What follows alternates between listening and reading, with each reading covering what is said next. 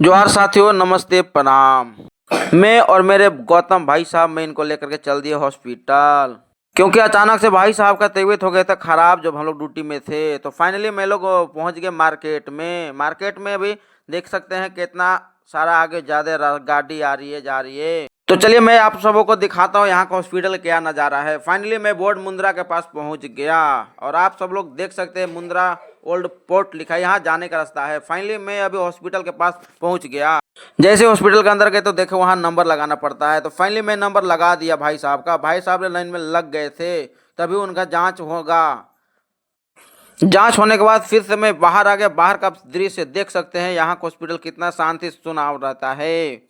तभी मैं अंदर जाकर के देखा तो इमरजेंसी सेवा के लिए 108 गाड़ियां सब लाइन में लगी खड़ा थी। और आप देख सकते हैं इधर आदमी बहुत कम थे, इसलिए पूरा कुर्सी खाली पड़ा था। और इधर पानी का रखा हुआ बोतल है। और आप देख सकते हैं इधर ज़्यादा भीड़ भाड़ नहीं है।